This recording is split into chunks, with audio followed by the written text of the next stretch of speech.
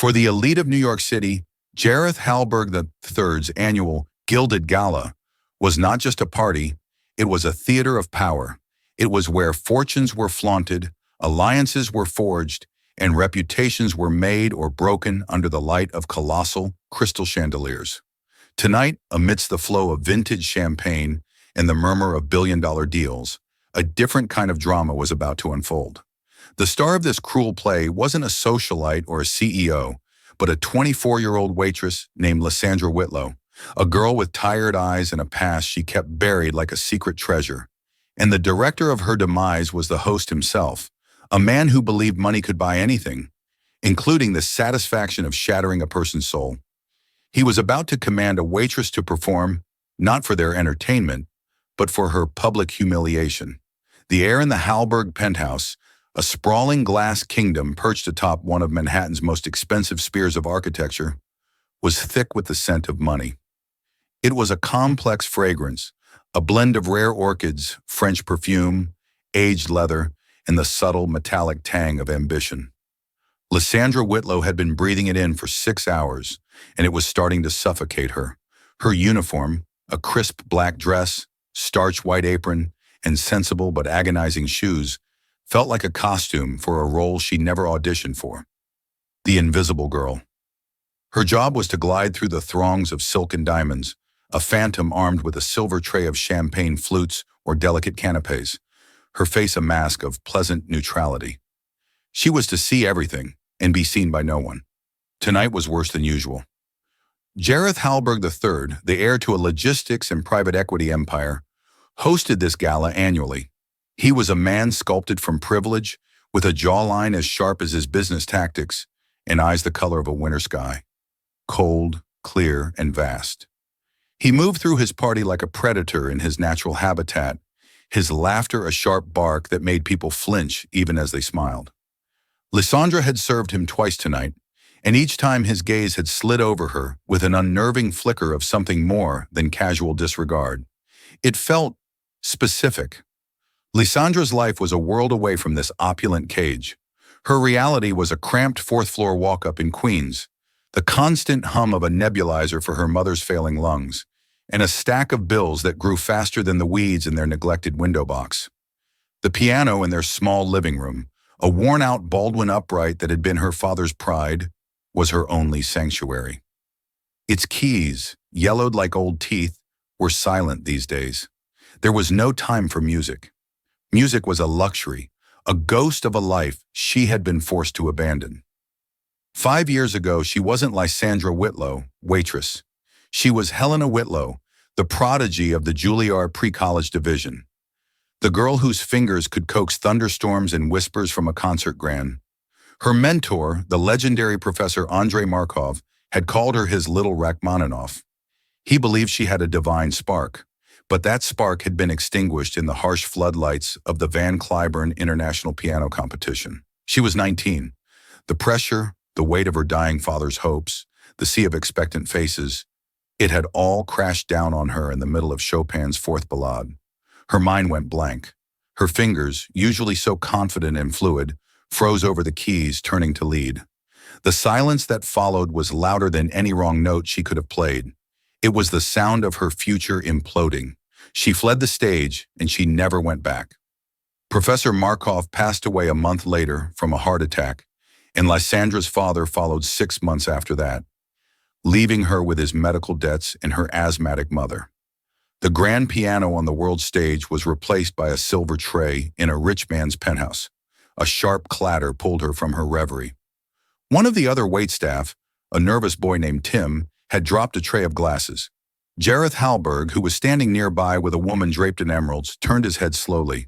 The smile on his face didn't falter, but his eyes turned to ice. "Clean that up," he said, his voice quiet but carrying the weight of a command that could end a career. He then looked directly past the terrified boy, his eyes landing squarely on Lysandra. He held her gaze for a moment, a slow, predatory smile spreading across his lips. It was the same look from earlier, but now it was filled with a chilling sense of purpose. He knew something, and in the gilded cage of the Hallberg penthouse, to be truly seen was the most dangerous thing of all. The party throbbed around Lysandra like a living organism. The professional pianist, a man with a bored expression and flawless technique, had been playing sanitized versions of Debussy and Satie for hours, his music a pleasant but forgettable wallpaper. Lysandra continued her rounds, the weight of Halberg's gaze feeling like a physical presence on her back. She tried to dismiss it as paranoia, a side effect of fatigue and old anxieties bubbling to the surface. Then a subtle shift occurred in the room's energy. A hushed conversation started near the grand piano. A magnificent Fazioli, its black lacquer gleaming like a pool of oil under the spotlights. Mr. Dubois, the catering manager and Lysandra's boss, was speaking in urgent, low tones to Halberg's personal assistant. Dubois' face was pale, his brow furrowed with stress. Lysandra, refilling glasses nearby, couldn't help but overhear fragments. Sudden migraine. Can't see straight. His agent is terribly sorry. The pianist was packing up his sheet music, his face a mask of feigned agony, as he was discreetly escorted out by a member of the security team. The music stopped.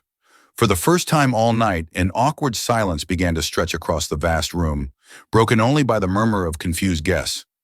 Jareth Halberg materialized at the center of the void, a champagne flute in his hand.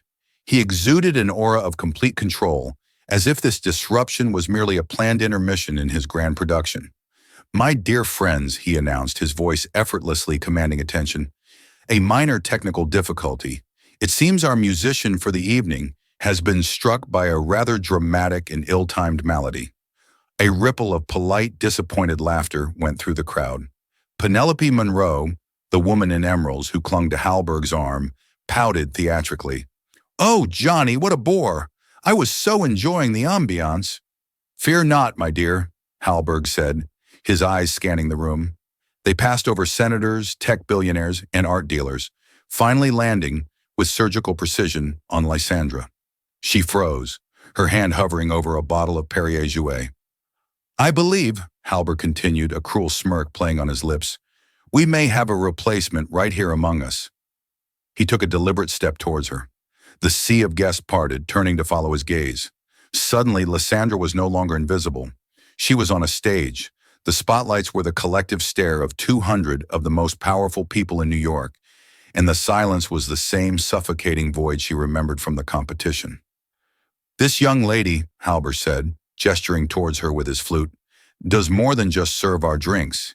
She has a hidden talent." Mr. Dubois rushed forward, his face slick with sweat. "Mr. Halberg, sir, I do apologize for the inconvenience with the pianist, but my staff are here only to—" Halberg cut him off with a lazy wave of his hand, never taking his eyes off Lysandra. "Dubois, relax. I'm giving your employee a promotion, from waitress to concert pianist for the evening." He turned back to the crowd. "You see, I have an excellent memory for faces and for failures. I believe the last time I saw you, you were on a stage in Fort Worth, Texas. The Van Cliburn competition, wasn't it?" A collective gasp, quiet but sharp, rippled through the onlookers. Lysandra's blood ran cold. He remembered. He had been there. He had seen her choke, her career die before it had ever truly begun.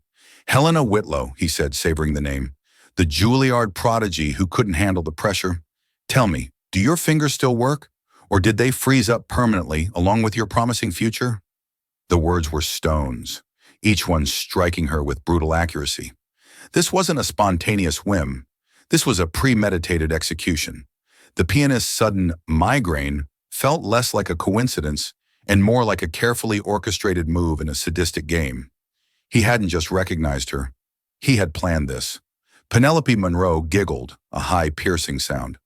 "Oh, Johnny, you're dreadful, making the help perform like a circus animal." "Nonsense," Halberg said smoothly, his smile widening.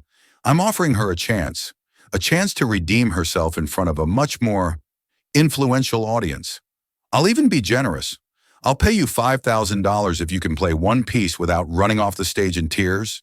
He pulled out a slim, platinum money clip, peeling off a stack of $100 bills. He fanned them out, holding them towards her. "What do you say, Helena?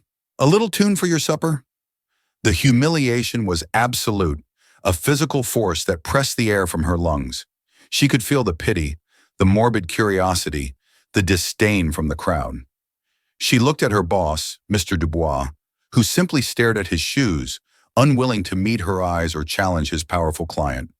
She was utterly, completely alone, trapped. That was the only word for it.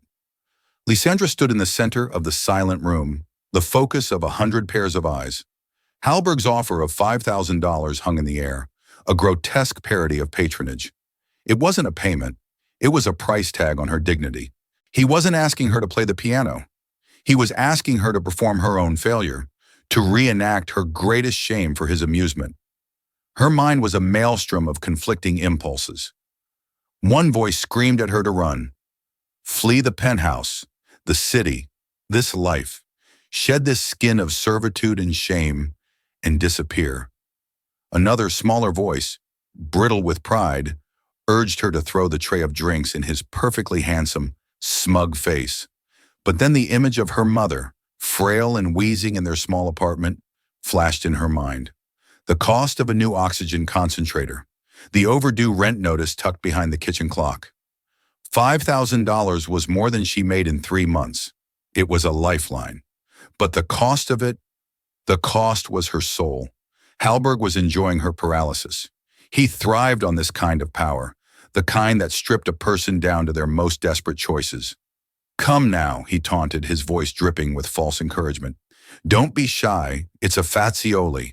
I doubt you've touched anything so fine in years. Consider it a gift. He saw her as a broken thing, a failed prodigy who now refilled glasses for a living. To him, her talent was a fossil, a relic of a past she had proven unworthy of. And he wanted to dig it up, display it, and watch it crumble to dust under the pressure of his manufactured stage. It was then that a different memory pierced through the fog of her fear and humiliation. It was the voice of Professor Markov, his Russian accent thick and warm, in his cluttered studio at Juilliard.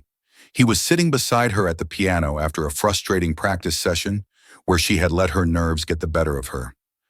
Helena, moya zvezdochka, he had said, his kind eyes crinkling at the corners. They will try to make the music about them, about the critics, the money, the applause. But the music is not for them. It is never for them. It is the language of God. It is the truth you carry inside you. When you sit at the piano, you are not performing. You are testifying. You play for the music itself, for the composer who bled his soul onto the page. You play for every person who needs to hear that truth, and you play for yourself. Remember that, always. Testify. The word echoed in her mind, a clarion call from the past. For 5 years she had been silent. She had let the shame of one failure define the entirety of her being. She had dishonored her gift, dishonored her father's sacrifices, dishonored Professor Markov's belief in her. She had let men like Jareth Halberg write her story. A slow, burning anger began to replace the cold dread in her stomach. It was an anger born of grief and regret, a righteous fury against the injustice of her situation. He wanted to see her break. He wanted a show. He would get one, but it wouldn't be the one he was expecting. She looked from Halberg's mocking face to the magnificent Fazioli piano. It sat there, patient and powerful, a vessel of untold stories. It wasn't a prop in his cruel theater. It was a lifeline back to who she was. Lysandra drew in a sharp, steadying breath. She met Jareth Halberg's gaze, and for the first time, her own held no fear. It held a chilling, resolute calm. "Keep your money," she said, her voice quiet but clear, cutting through the silence of the vast room. She then turned to a nearby service table, carefully placing her silver tray down with a soft, definitive click. She unfastened the crisp white apron, folded it neatly, and laid it on top of the tray. It was a small act, but it was a declaration. She was no longer the waitress.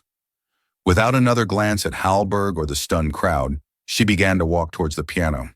The walk from the service station to the Fazioli grand piano was only 30 feet, but for Lysandra, it was the longest journey of her life.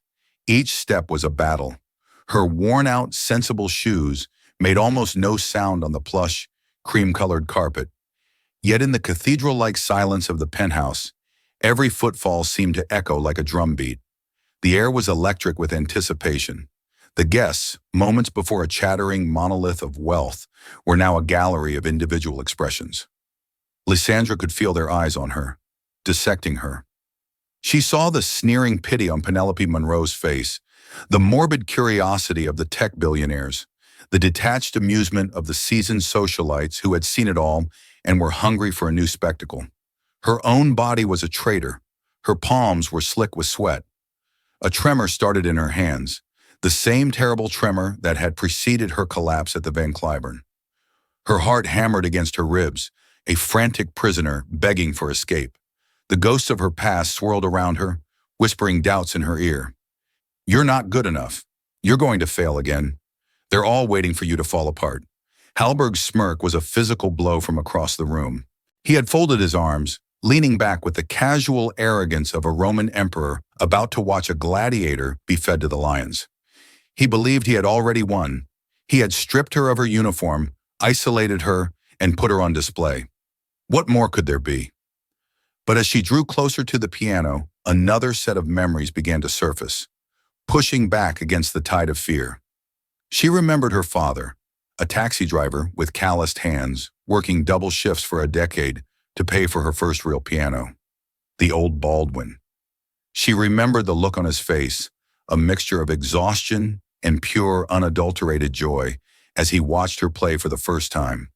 She remembered Professor Markov, his booming laugh filling the practice hall as she finally mastered a particularly difficult passage of Liszt. He never focused on her mistakes, only on the passion she brought to the music. "Technique is a tool, Helena," he'd say, "but the heart is the musician." These were the people she had played for. This was the legacy she had abandoned. She reached the piano. It was even more beautiful up close. The lacquer was so deep it seemed you could fall into it. The Fazioli insignia was inlaid in mother of pearl, a quiet statement of its magnificent pedigree. The bench was upholstered in rich black leather. It was an instrument built for a master, an altar for the gods of music. For 5 years she had felt unworthy of even touching an instrument like this.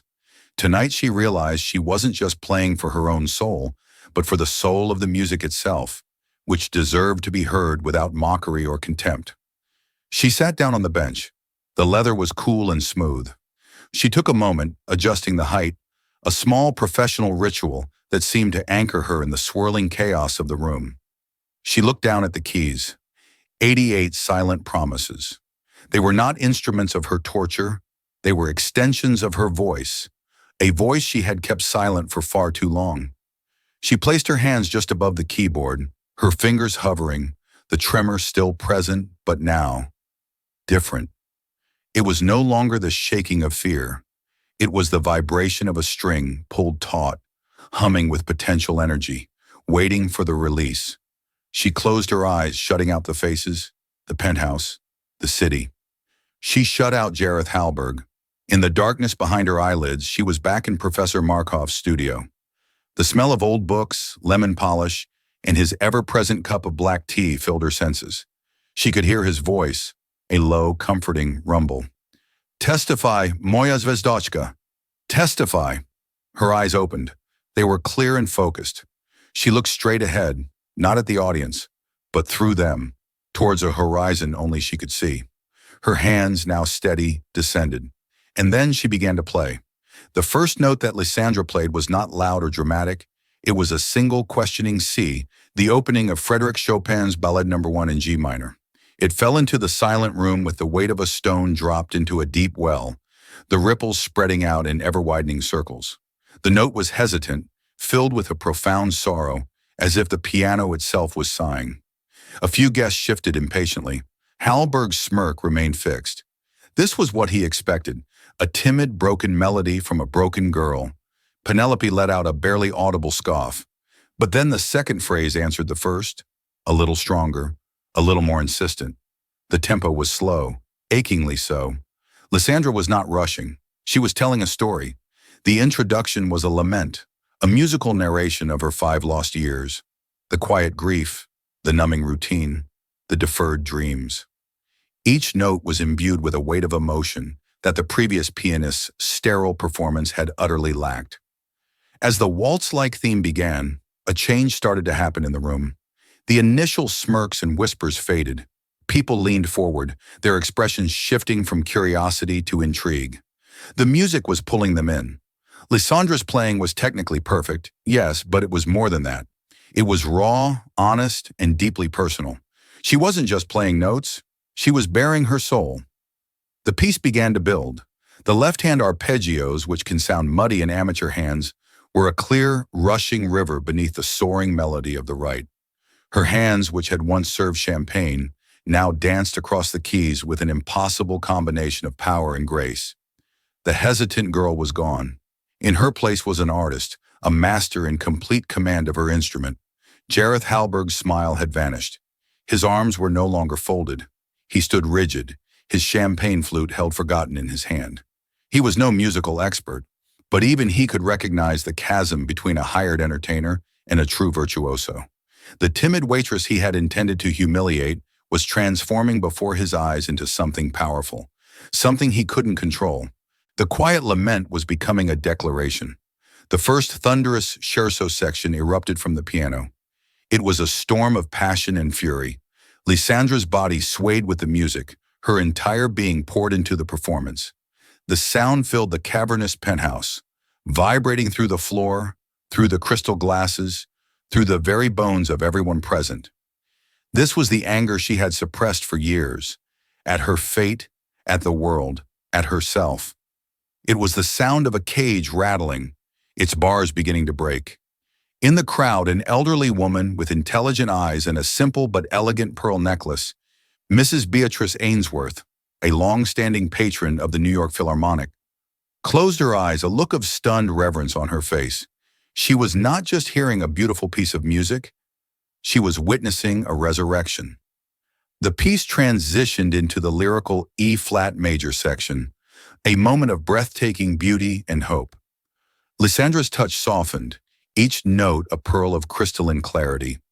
It was a memory of love, of Professor Markov's kindness, of her father's pride.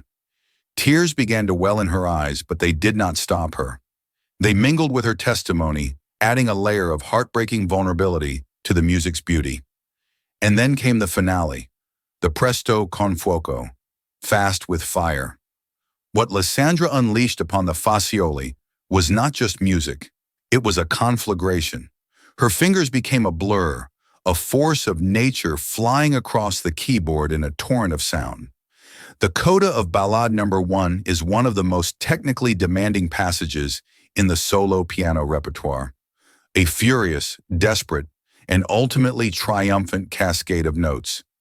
She played it with a ferocity that was terrifying and exhilarating. It was the sound of her breaking free from her past, burning the shame and fear to ashes with every perfectly executed scale and earth-shaking chord. The final chords rang out, a series of titanic blows that seemed to shake the very foundations of the building, and then silence. A profound, absolute silence that was more deafening than the music that had preceded it. Lysandra's hands fell from the keyboard into her lap. Her chest was heaving, sweat beading on her forehead. Tears streamed freely down her cheeks, but they were not tears of sadness or humiliation. They were tears of release, of catharsis, of reclamation. She had testified. The silence that followed the final chord was a sacred thing. No one moved, no one breathed. The guests who had come for cocktails and empty chatter had been unwillingly baptized in an ocean of pure emotion. They had expected a spectacle of failure, and had instead witnessed a miracle of artistry. They had seen a waitress become a titan. The first to break the stillness was Beatrice Ainsworth. The elderly woman rose slowly to her feet, her hands adorned with understated rings, coming together in a firm, deliberate clap. The sound was like a single stone starting an avalanche. Suddenly, the room erupted. It wasn't polite society applause. It was a roar, a standing ovation that was visceral and immediate. Shouts of "Bravo!" echoed off the high ceilings. People who wouldn't give a waitress a second glance were on their feet, their faces alight with an awe and respect that was entirely genuine. They weren't applauding the help. They were honoring an artist who had just given them a piece of her soul. Lysandra sat at the piano, blinking through her tears, the wave of sound washing over her. It was so different from the silence that had crushed her 5 years ago. This was not the validation she had once craved, but something deeper, a shared human experience. She had spoken her truth, and they had heard her. Across the room, Jareth Hallberg stood frozen amidst the adulation, his face a mask of disbelief and incandescent fury. The centerpiece of his party, the master of his universe, had been upstaged. His cruel game had backfired in the most spectacular way imaginable. He hadn't broken her. He had unleashed her. The waitress he intended to make a fool of was now the queen of the room, and he was nothing more than a vulgar court jester in $1,000 suit. He tried to reclaim the narrative. "Well, well," he shouted over the applause, forcing a laugh that sounded like grinding glass. "Quite the dramatic little party trick. Let's have a hand for the entertainment." But his words were lost, swallowed by the genuine fervor of the crowd. No one was looking at him. All eyes were on Lysandra. He had lost control of his own party, of his own guests. His power, which he wielded like a weapon, had proven useless against the power of true talent. Lysandra finally rose from the piano bench, her legs unsteady. She gave a small, shaky bow, a gesture of gratitude not to the audience, but to the music, to the piano. As she turned, she found Beatrice Ainsworth standing before her, her kind eyes shining. "My dear child," Mrs. Ainsworth said, her voice warm and steady, easily cutting through the din. "That was not a performance. That was a testimony." She used the exact word Professor Markov had used, and the coincidence struck Lysandra with the force of a physical blow. "I haven't heard Chopin played with such honesty and passion in 30 years, not since I heard Rubinstein himself." The comparison was so staggering that Lysandra could only stare, speechless. Mrs. Ainsworth reached into her clutch and produced a simple, elegant business card. "My name is Beatrice Ainsworth. I am on the board of the New York Philharmonic. This is my private number. I want you to call me tomorrow. A gift like yours does not belong on a serving tray." Lysandra took the card, her trembling fingers brushing against the older woman's. The thick, embossed cardstock felt like the heaviest, most substantial thing she had ever held. It was a key, a chance. Her gaze then drifted past Mrs. Ainsworth to her boss, Mr. Dubois, who was hovering nearby, his face a comical mixture of shock and terror. He looked at Lysandra as if seeing her for the first time. Lysandra walked over to him, her steps now firm and confident. She looked him directly in the eye. "Mr. Dubois," she said, her voice no longer quiet, but ringing with newfound strength. "I quit." She didn't wait for a response.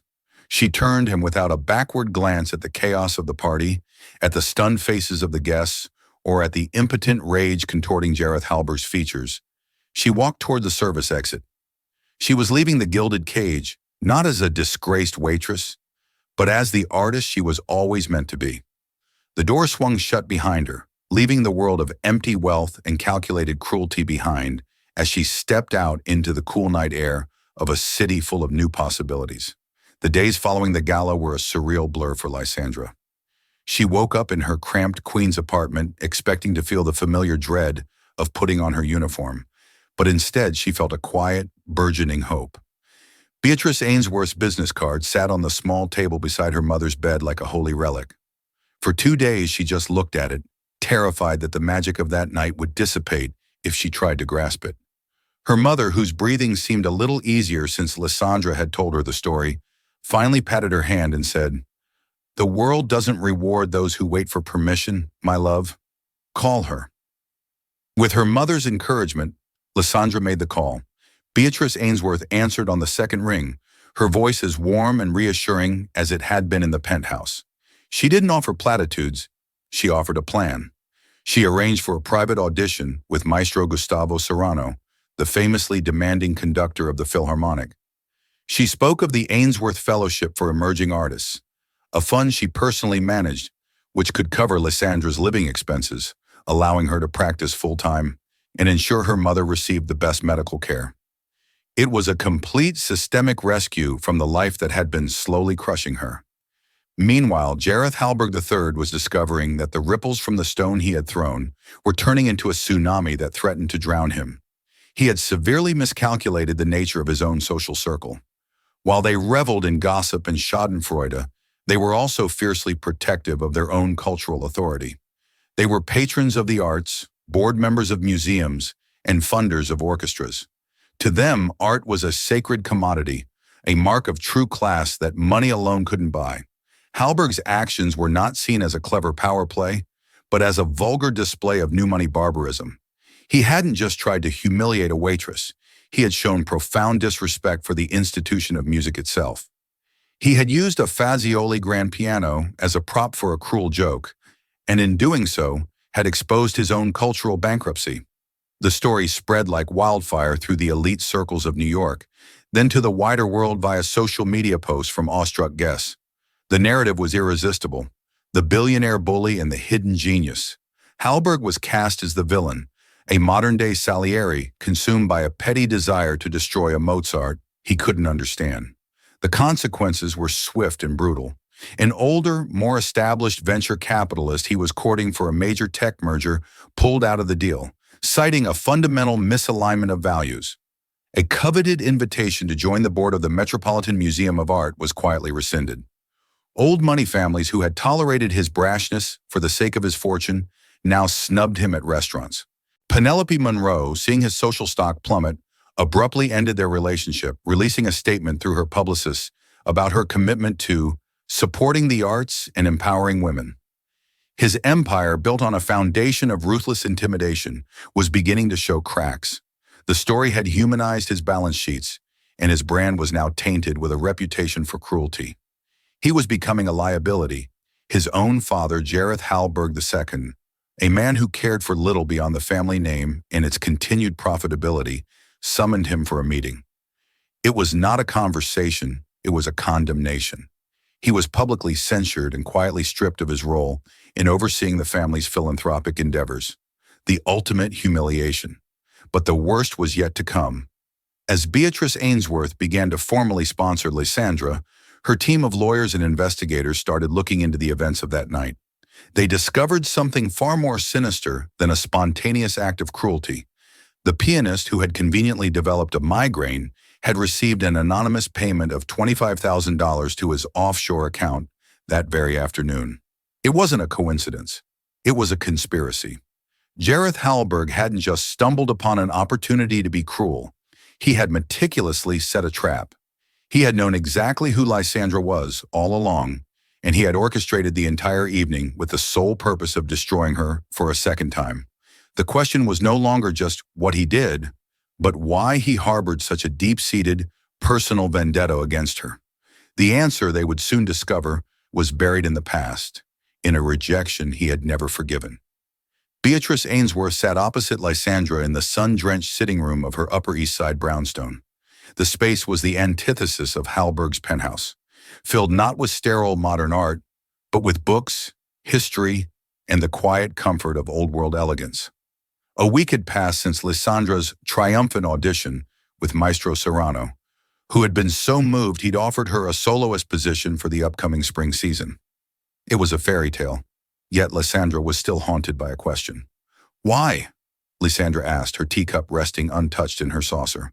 Why would he go to such lengths? To pay off the pianist? To plan the whole thing?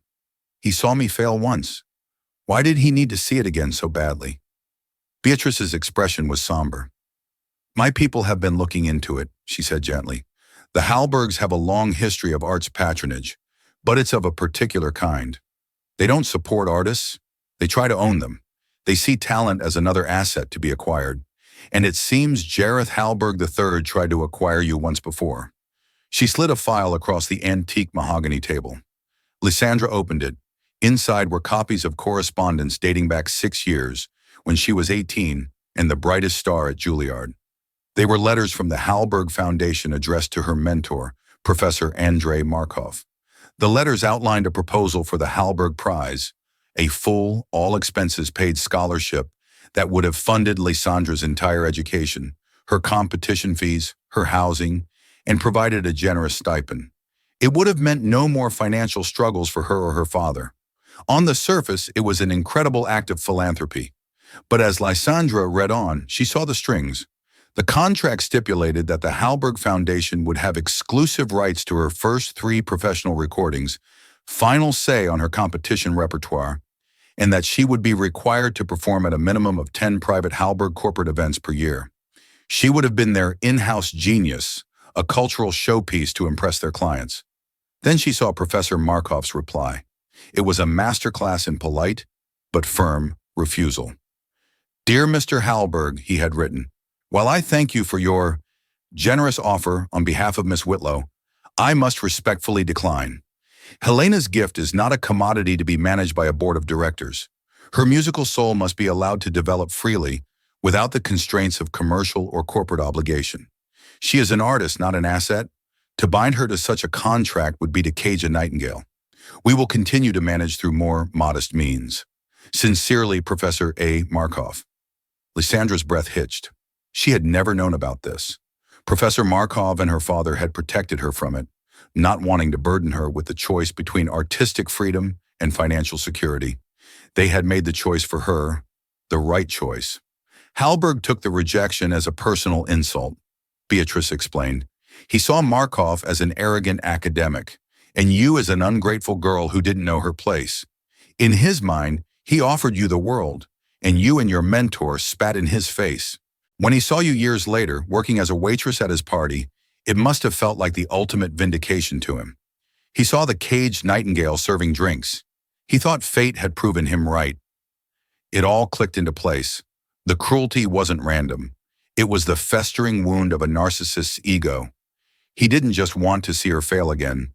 He wanted to prove to himself, and to the ghost of Professor Markov, that he had been right all along, that without his money, her talent was worthless.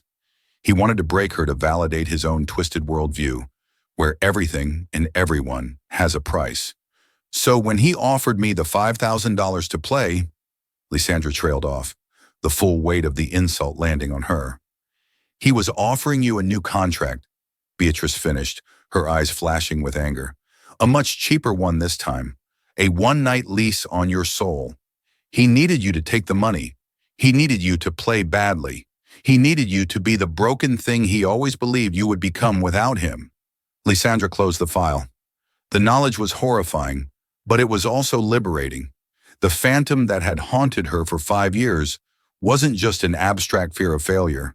It had a name and a face. And she hadn't just beaten him, she had refuted his entire philosophy of life. Her performance wasn't just a comeback, it was a tribute to Professor Markov's wisdom and a definitive statement that her gift was not and would never be for sale. "He wanted to own my failure," Lysandra whispered, a steely resolve hardening her voice.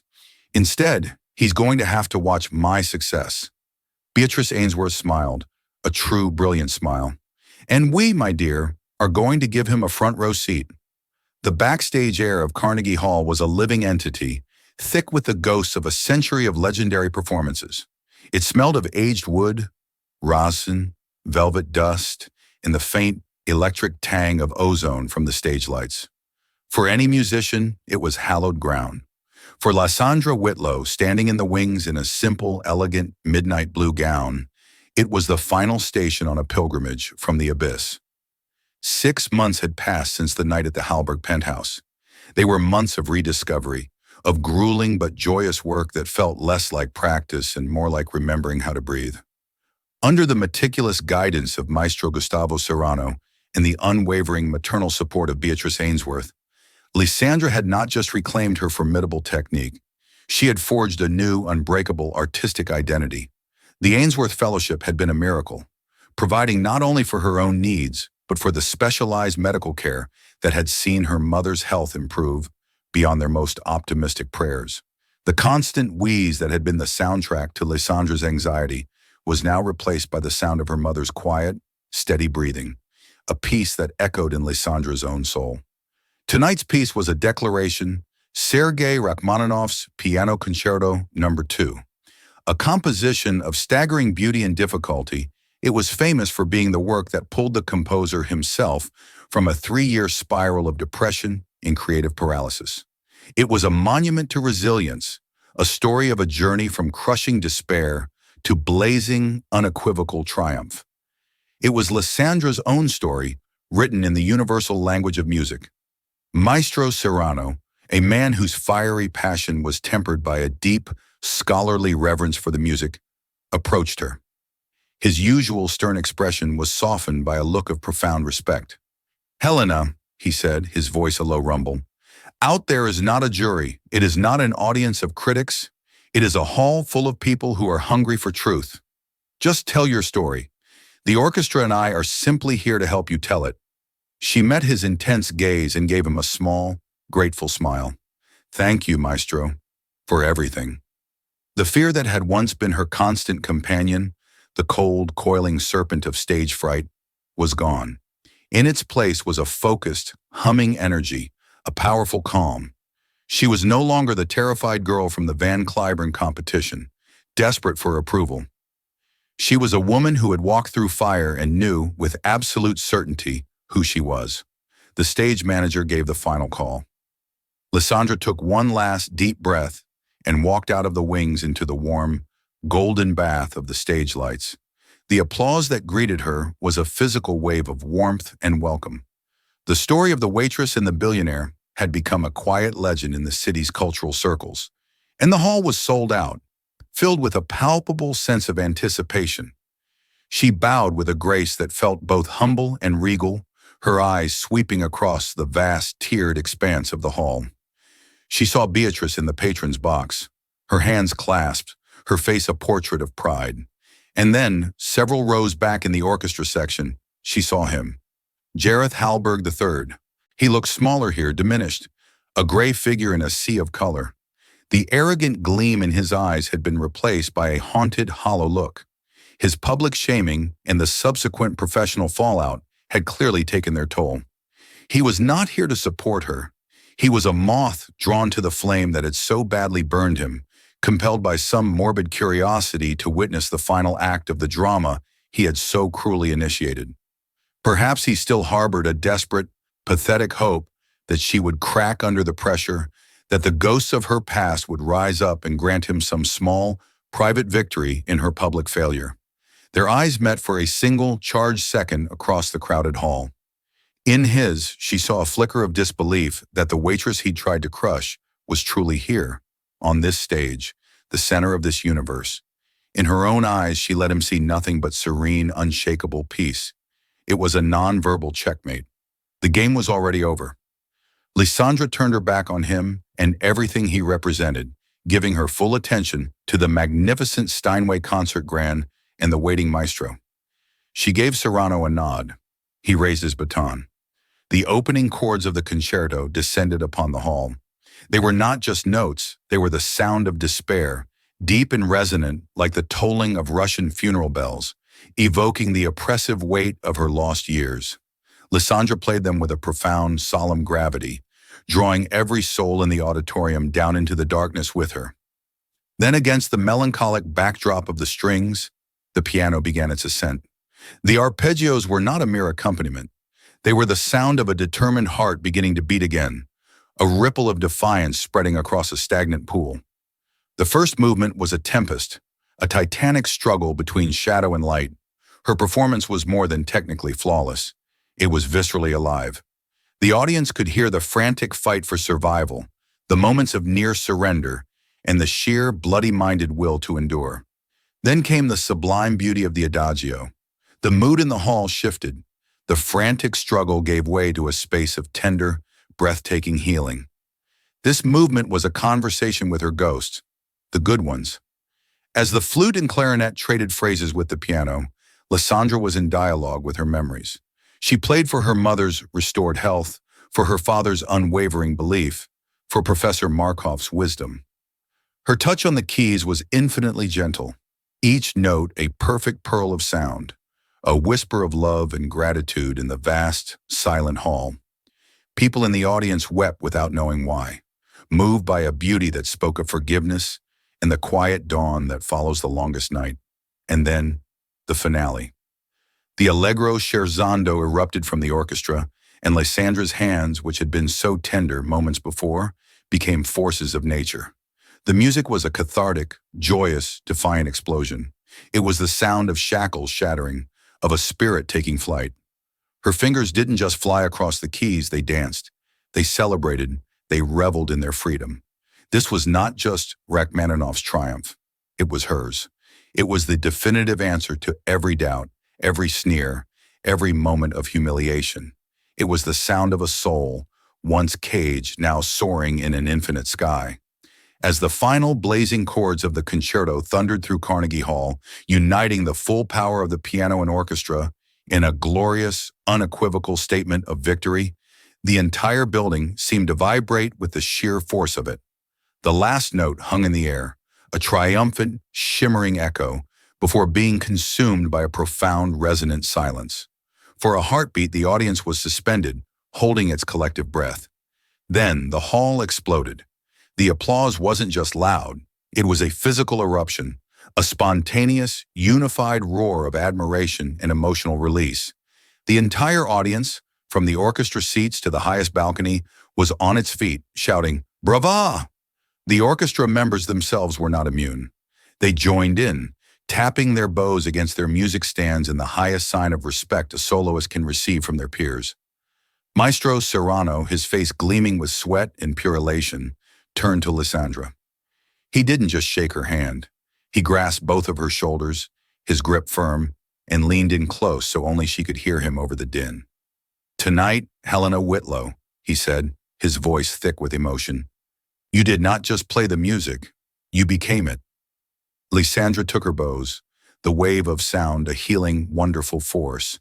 The light on her face was not just from the stage lamps, but from a source deep within. As she looked out, she saw them not as judges, but as fellow travelers to whom she had just told her story. The ghost of the Van Cliburn and the man who had so cruelly invoked it were banished forever. During the intermission, the lobby buzzed with a single topic: the astonishing debut of Helena Whitlow. Jareth Hallberg, trying to slip out of the hall unnoticed, found himself trapped in the throng. It was then that Beatrice Ainsworth, looking regal and composed, stepped up to a small podium where a microphone had been placed. The excited chatter immediately hushed. "Tonight, we have witnessed the rebirth of a truly singular artist," Beatrice announced, her clear, calm voice amplified throughout the lobby. "And it has inspired us to ensure that no other talent is ever left to languish in the shadows due to hardship or the predatory whims of the powerful. I am therefore proud to announce the formal launch of the Markov Foundation for the Arts. Named in honor of Helena's late mentor, endowed with an initial $50 million to support gifted musicians who lack the resources to pursue their dreams." A wave of impressed murmurs went through the crowd. Beatrice paused, letting the news settle before she delivered the coup de grace, her eyes sweeping the room until they landed on the trapped figure of Jareth Hallberg. "This foundation is made possible by a consortium of dedicated patrons who believe art should be nurtured, not owned. It is a philosophy that has, regrettably, fallen out of favor with some. For instance, the Hallberg Foundation, once a significant name in arts philanthropy, was not invited to participate. We felt their vision was no longer aligned with the spirit of genuine artistic cultivation. It was a public execution, delivered with the serene elegance of a stiletto blade." Every head turned towards Hallberg. The whispers that followed were merciless. He stood frozen, his face ashen, as the invisible walls of the world he had once ruled closed in around him. He was no longer just a failed bully, he was a pariah, a cautionary tale, publicly and permanently exiled. His reckoning was absolute. This story isn't just about the magic of music, it's a powerful testament to the resilience of the human spirit. Lysandra Whitlow's journey reminds us that our past failures do not have to define our future. It shows that true power isn't found in wealth or status, but in the courage to own our voice and share our unique gifts with the world, even when we're terrified. It's a story of how one person's dignity and talent, when finally unleashed, can topple an empire of arrogance and cruelty.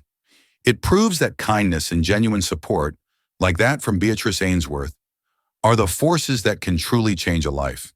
If this story of triumph over adversity moved you and reminded you of the strength that lies within us all, please take a moment to hit that like button to help us share it with more people.